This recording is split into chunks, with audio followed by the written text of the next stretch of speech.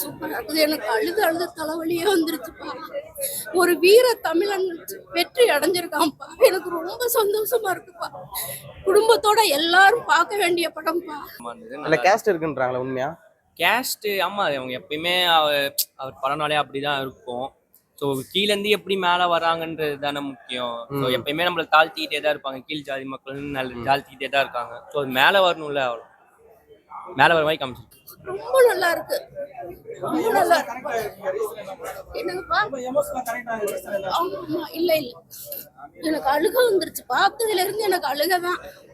இதே மாதிரி கொண்டு போய் கிடக்குற இந்த வாலிபர்கள்லாம் இதை பார்த்துட்டு வீரிட்டு எழுந்து நிக்கணும்பா. யாருனாலையும் அடிமையாக கூடாது. எல்லாமே தழைச்சு ஓங்கணும். இந்த மாதிரி இந்த இளைஞர்களுக்கெல்லாம் இது ஒரு பாடமா எடுத்துக்கிட்டு இது நல்லா இருக்குப்பா. ரொம்ப ரொம்ப நல்லா எடுத்திருக்காங்க. அந்த டைரக்டருக்கு நான் ரொம்ப நன்றி சொல்றேன்ப்பா. ரியாலிட்டியா போகணும்னா அந்த இதுல அவர் எவ்வளவு ஸ்ட்ரகிள் பண்ணியிருந்தாருன்றத காமிச்சிருக்கலாம். அதை வெறும் காமிக்காம வெறும் உள்ளூர் அரசியல மட்டுமே ஃபோக்கஸ் பண்ணாம இருந்தது. ஃபைனலா அவரை போட்டிருக்கலாம். அது என்னோட ஒரு மனசுல தோணுன விஷயம். இதே ஒரு தெலுங்கு படம், ஹிந்தி படம்னா அவங்க யாரை வச்சு எடுக்கிறாங்களோ அவங்கள முக்கியமா போடுவாங்க.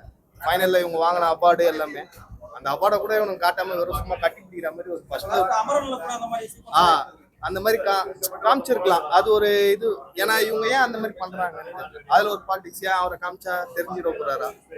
தெரிஞ்சா நல்லது தானே. இந்த மாதிரி நான் அவரோட ஸ்டோரி எடுக்கும்போது அவரை ஃபைனலா அந்த இதுலாம் காமிச்சிருக்கலாமே. காமிச்சிருந்தா இன்னும் நம்ம தமிழர்கள் இவ்வளவு பேர் இருக்காங்கன்னு ஒரு பெருமை இருந்திருக்கும். அந்த ஒரு இது மட்டும்.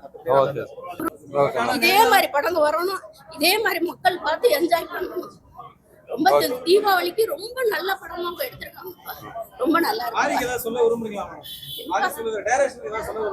ரொம்ப டைரக்ஷன்ல இருந்து கதாநாயகன்ல இருந்து இதுல நடிச்ச அத்தனை பேத்துக்கும் ரொம்ப என்னுடைய சல்யூட்டுப்பா.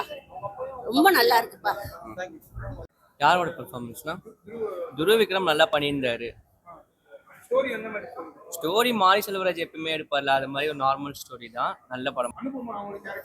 அவங்க படத்துல எதுக்கு தேவைன்னே தெரியல. அவங்க சும்மா ஒரு ரோல் நடிச்சு வைக்கணும்னு வச்சிருக்காங்க. ஹீரோயினி வைக்கணும்னு தான் வச்சிருக்காங்க. அவங்க தேவையே இல்லை. இந்த கதைக்கு தேவையில்லைன்றீங்க? கதைக்கு தேவையில்லை. அவங்க சும்மா ஒரு ரோல் இருக்கணுமே, ஹீரோயின் இருக்கணுமேனு வச்சிருக்காங்க, அவ்வளவுதான்.